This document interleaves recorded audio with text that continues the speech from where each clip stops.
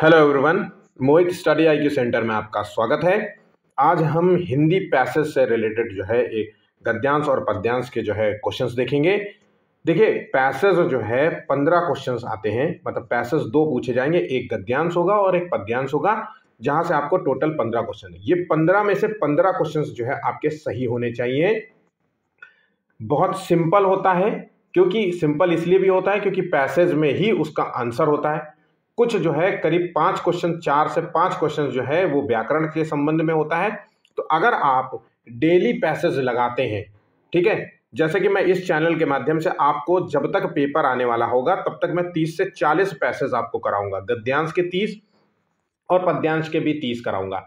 तो अगर आपने ये 30 जो है पैसेज कर लिए तो यकीन मानिए आपका जो है टॉपिक कवर होते हुए पूरे 15 में 15 आएंगे, क्योंकि मैं इसी को आधार बना करके मैं आपका व्याकरण वाला पोर्शन भी कंप्लीट कर दूंगा।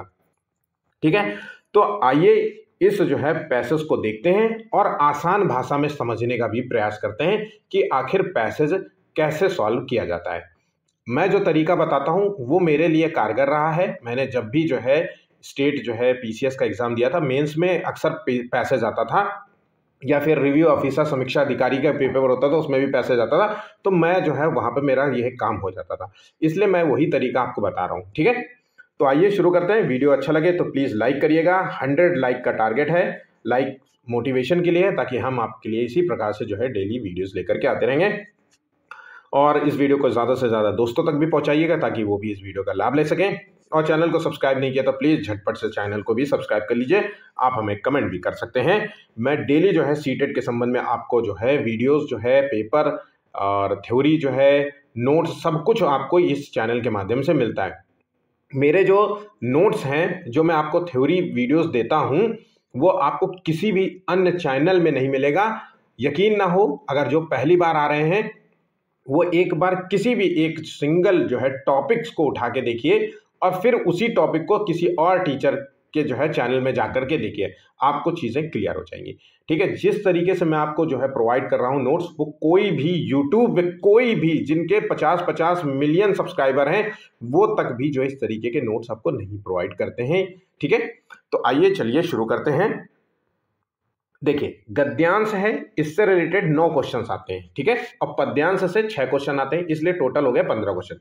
गद्यांश में क्या होता है, इसमें जो है लय नहीं होती, इसमें गीत नहीं होती। गद्यांश मतलब कविता, ये कहानी के रूप में चीजें होती हैं और इसी कहानी को आपको पढ़ना होता है। और इसके नीचे जो है आपको 9 क्वेश्चंस दिए जाएंगे जो इन्हीं कहानियों से, इसी पैसेज से रिलेटेड होंगे। ठीक है, मेरा मानना है कि अगर आप गद्यांश को देख रहे हैं तो सबसे पहले आप क्वेश्चंस को रीड कर लो। क्वेश्चंस को रीड कर लो, एक बार सरसरी निगाह से क्वेश्चंस देख लो, समझ लो कि क्या क्वेश्चंस है सरसरी निगाह से, है ना। मैक्सिमम 1 मिनट का समय लगेगा आपको क्वेश्चंस को देखने में। ये 9 क्वेश्चंस आप 1 मिनट में देख लीजिए कि कौन कौन से क्वेश्चन में क्या क्या पूछा गया है।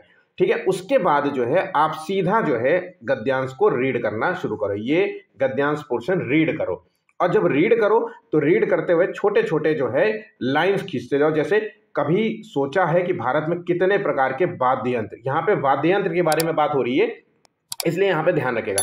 सोचने में शीघ्रता मत करिए।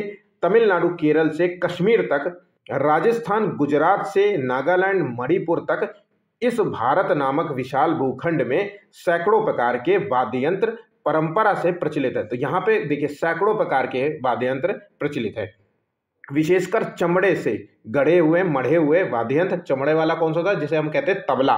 ठीक है, ये सर्वाधिक इसकी संख्या बताई गई है। बांसुरी जैसे फूंक कर बजाए जाने वाले वाद्य यंत्र, झांझ जैसे झनकार वाले, या फिर तार लगे तुम्बी वाले भी कम नहीं है यहाँ पे।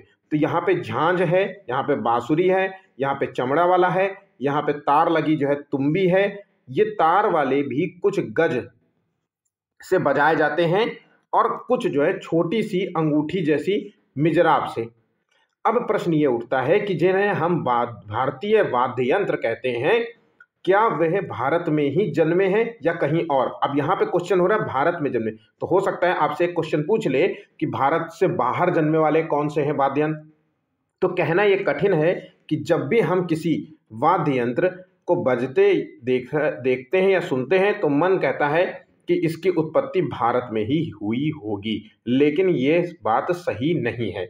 आज प्रचलित जो वाद्य यंत्र है वो अनेक जो है बाहर से आए हैं। ये भी सच है कि अनेक वाद्य यंत्र यहाँ से अन्य देशों में भी प्रचलित हुए। सभ्यता और संस्कृति का इतिहास जानने का एक माध्यम वाद्य यंत्र भी है। वेदों में उल्लिखित वाद्य यंत्रों के प्रमाण हड़प्पा सभ्यता से, तो यहाँ पे हड़प्पा सभ्यता इंपॉर्टेंट है और वेद में उल्लिखित है वाद्य यंत्रों का। वहीं सुदूर पूर्व इंडोनेशिया, मतलब भारत से दूर जो क्षेत्र है, इंडोनेशिया में भी प्राचीन वाद्य यंत्र आज भी प्रचलित है, प्रयुक्त किए जा रहे हैं। हमारी वीणा मिस्री बोलेंगे, वीणा मिस्री सुमेरी, जापानी, चीनी सभ्यता में भी विद्यमान रही। तो कौन सी वाद्य यंत्र? मिस्री का मतलब है मिस्र है, यहाँ पे मिस्र देश की बात हो रही है, ठीक है, मिस्र देश की बात हो रही है। ये सुमेर जो है देश की बात हो रही है, जापान और चीन की बात हो रही है। तो यहाँ पे इस तरीके से छोटी आप चीजें आप समझ गए होंगे। अब देखिए क्वेश्चन हम पढ़ेंगे और क्वेश्चंस का आंसर देंगे।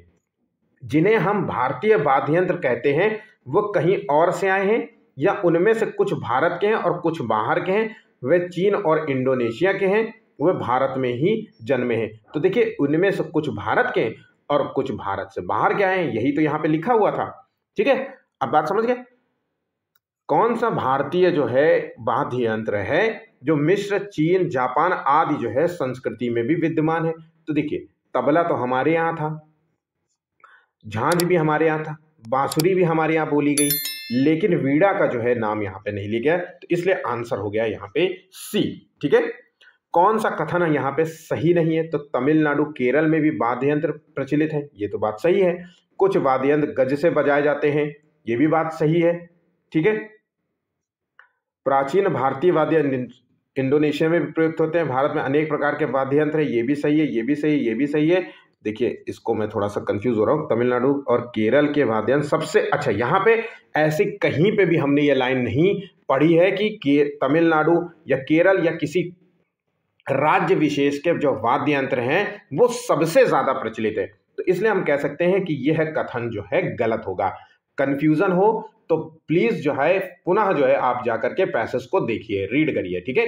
1 से 2 बार आपकी पैसेज को समझने की आदत पड़ जाएगी, जैसे कि मैं समझ रहा हूं।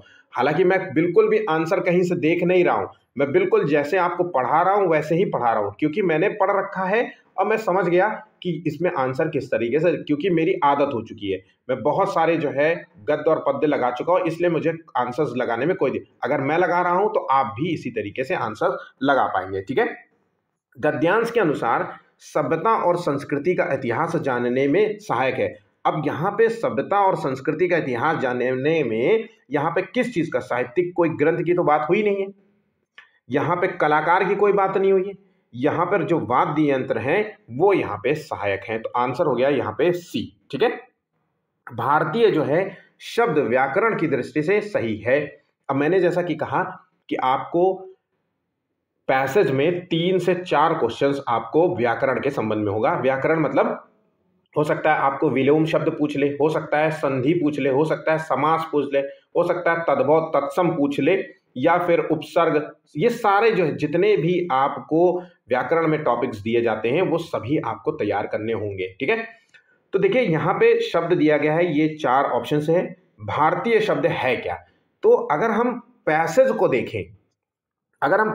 देखें, तो ऊपर देखते हैं, हम एक बार पैसेज की तरफ जाते हैं तो यहाँ पे भारतीय वाद्य यंत्र जैसा शब्द नजर आता है ना। तो यहाँ पे भारतीय शब्द का मतलब हो गया यहाँ पे विशेषण से, ठीक है। यहाँ पे ध्यान रखिएगा, यहाँ पे हम आंसर देखेंगे, भारतीय जो वाद्य यंत्र है यहाँ पे विशेषण से। कई लोग जो है इसे संज्ञा का रूप दे रहे होंगे, लेकिन यहाँ पे ये गलत होगा। संज्ञा में क्या है, जब व्यक्ति का बोध कराए तब यहाँ पे होगा संज्ञा, पर अगर आप पैसेज देखें तो यहाँ पे विशेषता, ये किसी वस्तु स्थान की विशेषता को दर्शाता है, जैसे भारतीय, ये बात आप ध्यान रखिएगा, ठीक है। भारतीय संस्कृति हो गया, या फिर कह सकते हैं कि भारतीय भाषा हो गई, ये सब किसी भाषा, स्थान, वस्तु का जो है विशेषता को दर्शाता है। भारतीय नागरिक हो गया, ठीक है।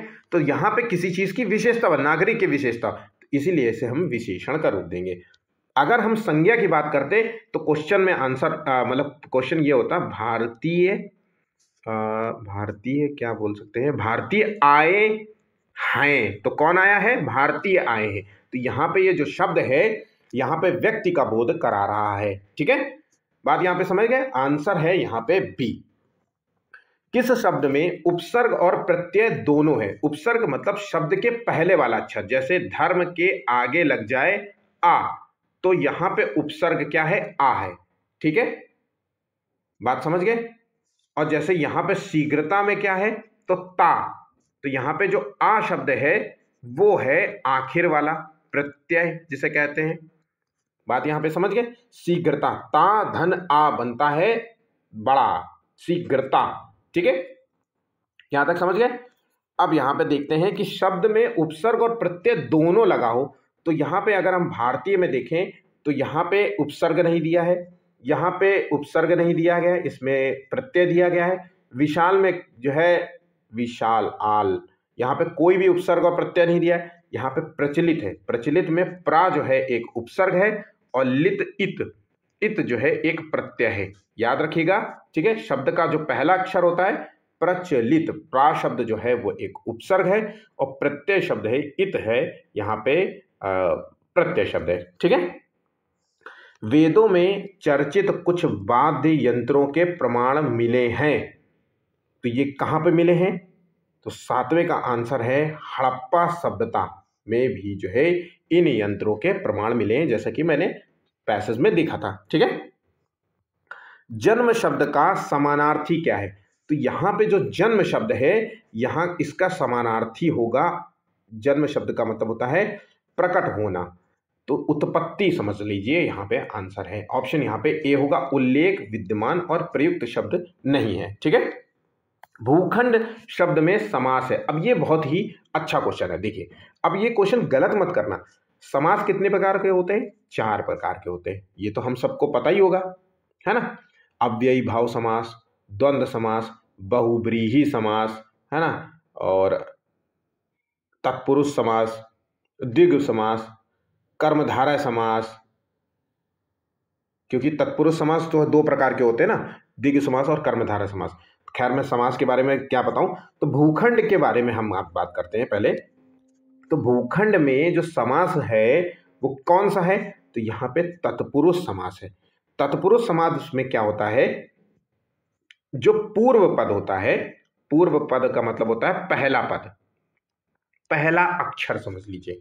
ठीक है, पूर्व पद जो होता है वो कम महत्वपूर्ण होता है, पहला अक्षर कम महत्वपूर्ण होता है, और बाद वाला अक्षर जो होता है या दूसरा पद कह लीजिए, ठीक है, दूसरा अक्षर कह लीजिए, वो ज्यादा महत्वपूर्ण होता है, ज्यादा महत्वपूर्ण होता है।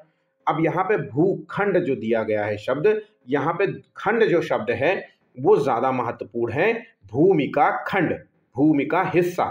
ठीक है, जैसे दूसरा अगर हम बताएं तो रसोई घर, युद्ध क्षेत्र, घुड़सवार, आप बीती, ये जो शब्द हैं ये सब तत्पुरुष समास से रिलेटेड है। ठीक, अब आ जाते हैं, यहाँ पे कौन सा समास लिख दिया है, द्वंद्व। ठीक है, ये पीडीएफ की प्रॉब्लम है, ये मैंने गलत नहीं लिखा है, लिखा मैंने सही था, लेकिन इसने जो है शब्दों को तोड़ करके लिखा है। अब द्वंद्व समास क्या होता है, यहां जब द्वंद्व समास आए ध्यान रखिएगा, तो द्वंद्व समास में दोनों पद जो होते हैं वो प्रधान होते हैं, मतलब दोनों पद जो है इंपॉर्टेंट होते हैं, महत्वपूर्ण होते हैं। जैसे हम कह लीजिए कि दाल रोटी, ये शब्द हो गया, तो यहाँ पे दोनों ही महत्वपूर्ण है। जैसे माता पिता, तो यहाँ पे जो ये योजक चिन्ह लगा होता है ये इंपॉर्टेंट होता है, इससे आप पहचान सकते हैं कि ये द्वंद्व समास है। यहाँ पे बात समझ गए। शीतोष्ण शब्द में क्या है, देखिए शीतोष्ण में शब्द का मतलब होता है शीत भी और उष्ण भी, तो यहाँ पे दोनों शब्द मिलके बना हुआ है एक शब्द, तो 2 शब्द से मिलके बना हो एक शब्द तो भी हम यहाँ पे द्वंद्व समास कहेंगे। ध्यान रखिएगा, 25 जो है इसमें क्या है, तो ये 5 धन 20 से बनकर बना है, तो यहाँ पे हम द्वंद्व समास भी लगा सकते हैं और यहाँ पे द्विग समास भी लगा सकते हैं, लेकिन 25 में मेरे अनुसार ये द्वंद्व समास होगा। मैं इसलिए ये बता रहा हूं कि हो सकता है आपको किसी और जो है किसी और एग्जाम में या किसी और जो है पैसेज में इस तरीके का क्वेश्चन आ जाए तो मैं उस वक्त ना बता पाऊँ, तो कम से कम यहाँ पे जो बच्चे सुन रहे हैं वो नोट कर रहे हैं वो नोट कर ले, ठीक है। द्विग समास में क्या होता है? द्विग समास में क्या होता है, जो इसमें क्या होता है, संख्या, पहला जो पद होता है, जो पहली संख्या होगी वो संख्यावाचक होगी। जैसे जैसे कहेंगे दशानन, दशानन, यहाँ पे 10 शब्द है। नवरात्रि, नवरात्रि, यहाँ पे पहला पद जो है वो संख्यावाचक है। शताब्दी, शताब्दी का मतलब होता है 100 वर्षों का समूह। तो यहाँ पे बात समझ गए? तो यहाँ पे तीनों चीजें आई गेस मैंने समझा दी है, ठीक। तो इस तरीके से जो है आपको गद्यांश पूछे जाएंगे। अब देखिए पद्यांश की बात करें तो टोटल जो है 6 क्वेश्चंस आपसे पद्यांश में पूछता है, ठीक है, मतलब ठीक है। अब इसको पढ़ लेते हैं। इसमें होता है गीत, इसमें होती है लय। पद्यांश और गद्यांश में यही मूल अर्थ होता है। तो सेम चीज आपको इसमें भी करना है। आपको पहले क्वेश्चंस रीड करने हैं, सबसे पहला काम आपको क्वेश्चंस रीड करना है। 1 मिनट का समय देना है क्वेश्चंस को रीड करने में। सरसरी निगाह से क्वेश्चंस देखिए और फिर जो है आप जो है पैसेज को पढ़िए और पैसेज का अर्थ भी समझने का प्रयास करिए। हारा हूं 100 बार, मतलब बहुत, एक व्यक्ति है जो बहुत मेहनत करने के बाद भी कई बार वो हार चुका है गुनाहों से लड़कर, लेकिन बारंबार बहुत बार खड़ा हुआ हूं मैं उठ उठ कर, इससे मेरा हर गुनाह भी मुझसे हारा है। जितना, मतलब वो बोल रहा है कि मेरा जितने भी गुनाह रहे हैं, है ना, वो भी मुझसे हार गए। मैंने अपने जीवन को इस तरीके से उबारा है। डूबा हूं हर रोज किनारे तक आ आकर, ठीक है, लेकिन मैं हर रोज उगा हूं जैसे दिनकर। अब यहाँ पे दिनकर शब्द का मतलब होता है, दिनकर का जो पर्यायवाची होता है वो सूर्य। तो यहाँ पे व्यक्ति जो है, कवि या लेखक या उसकी तुलना जो है सूर्य से कर रहा है। वो ये कह रहा है, वो अपनी जो तुलना है वो सूर्य से कर रहा है। लेकिन मैं हर रोज उगा हूं सूर्य की तरह। यही बात समझ गए? इससे मेरी असफलता भी मुझसे हारी है, मैंने अपनी सुंदरता इस तरीके से संवारी है। तो मैंने बहुत मेहनत करके अपनी जो है ये जो काया है, जो भी आज जो है यश जो मुझे मिला है, सम्मान मिला है, प्रेम मिला है, इसको संवारने में मैंने कितनी मेहनत की है उसके संदर्भ में यह बात बता रहा है। अब आ जाते हैं क्वेश्चंस की तरफ। तो कवि ने अपनी असफलताओं पर विजय कैसे प्राप्त की है? तो संघर्ष न करके प्राप्त किया है, या फिर वो कह रहा है कि निरंतर संघर्ष किया है मैंने इस पर। तो आंसर हो गया ऑप्शन बी, ठीक है। किनारे तक आकर डूबने का क्या अर्थ है? तो किनारे तक आकर डूबने का मतलब होता है सफलता के समीप होकर के भी सफल ना होना। तो कई बार होता है ना कि हम एग्जाम देते हैं और कुछ जो है, जैसे सीटेट का आप एग्जाम दे रहे हैं और आपको पता है कि आपको जो है 95 नंबर लाना है और कई बार 92 नंबर लाना है, 90 नंबर लाना है, और आप जो है बिल्कुल पास में आकर के आप फेल हो जाते हैं, या आप जो है नौकरी पाने से जो है 2 नंबर 4 नंबर आधा नंबर से आप जो है आपका कट ऑफ क्लियर नहीं होता। तो यही सफलता के समीप होकर के भी सफल ना होना, किनारे तक आकर डूबने का यही मूल अर्थ निकलता है, ठीक है। कवि जो है सूर्य का उदाहरण देकर क्या बताना चाहते हैं? तो कवि यहाँ पे सूर्य का उदाहरण देकर कह रहा है कि हार के बाद फिर संघर्ष करना होता है। जैसे सूरज वो होता है ना, उदय होता है फिर अस्त होता है ना, एक तो हर दिन उसका यही कार्य है। तो हारता है और मतलब सूर्य के जो है ढलने को जो है उसको हार की संज्ञा दे दी है, और उगने को जो है उसको संघर्ष की संज्ञा दी है। तो हर दिन यही आपको करना होता है, ठीक है। हार के बाद फिर संघर्ष करना, ये एक व्यक्ति का मूल लक्ष्य होना चाहिए। कवि ने अपना जीवन कैसे संवारा है? तो देखिए, कवि ने जीत कर संवारा नहीं है, खुश रहकर संवारा नहीं है ना ये कह सकते हैं कि सूर्य की तरह चमक कर संवारा है, बल्कि हार ना मानकर निरंतर संघर्ष करके उसने संवारा है अपने आप को, ठीक है। उठ उठ में क्या अलंकार है? अब देखिए, मैंने जैसे कहा था कि व्याकरण से आपको 4 से 5 क्वेश्चंस मिलेंगे। अब वहां पे मैंने अलंकार आपको कराए, वहां पे मैंने समास कराए, यहाँ पे आप अलंकार देख लीजिए। तो उठ उठ में कौन सा अलंकार है? यहाँ पे देखिए, बहुत सारे बच्चे इस क्वेश्चन को गलत कर रहे होंगे, तो मैं थोड़ी देर होल्ड कर रहा हूँ, सोचने का मौका देता हूँ। आप सोचिए, उसका उत्तर देने का प्रयास करिए। तो उठ उठ में कौन सा अलंकार होगा? आंसर देखिए, तो इसका आंसर है पुनरुक्ति प्रकाश अलंकार। ऑप्शन यहाँ पे बी होगा। देखिए, ध्यान रखिएगा, जहां शब्द की पुनरावृत्ति हो, जैसे उठ उठ, हंस हंस, चल चल, इस तरीके के शब्दों में पुनरावृत्ति दिखे तो उसे पुनरुक्ति प्रकाश अलंकार का रूप देंगे। कई लोग इसे रूपक अलंकार मान के चल रहे होंगे, लेकिन रूपक अलंकार में शब्द की पुनरावृत्ति नहीं होती है, वहां पे शब्द होता है दिन और रात होता है। तो योजक जो चिन्ह लगा है, यहाँ पे जो योजक चिन्ह लगा है, इससे आपको आंसर नहीं देना है। हालांकि यही संकेत करता है, ये योजक चिन्ह जो लगा रहता है दिन और रात, है ना, तो ये योजक चिन्ह अगर आपको मिल जाए तो आप तुरंत जो है रूपक लगा दीजिएगा और वहां पे शब्द की पुनरावृत्ति ना दिखे। ठीक है, धर्म अधर्म, माता पिता, तब हम कह सकते हैं कि यहाँ रूपक है। लेकिन अगर शब्द की जो है पुनरावृत्ति हो, वही शब्द आपको दोबारा रिपीट दिखे, तो आपको आंसर बी लगाना है। यहाँ पे क्लियर हो गया। सफलता में शब्द में जो है क्या उपसर्ग है? उपसर्ग मतलब पहला, पहले जो शब्द के पहले आता है, तो यहाँ पे सफलता में आ जो है शब्द जो है उपसर्ग लगा हुआ है, तो आंसर हो गया ऑप्शन डी।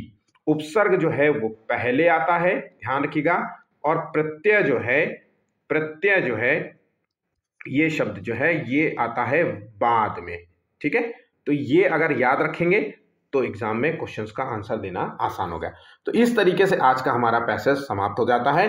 तो वीडियो अच्छा लगे है तो प्लीज लाइक करिएगा, शेयर कीजिए अपने दोस्तों के साथ। चैनल को सब्सक्राइब नहीं किया तो प्लीज चैनल को सब्सक्राइब कर लीजिएगा। मेरा नाम मोहित चक्रवैश है और आज का वीडियो यहाँ पे समाप्त होता है। धन्यवाद।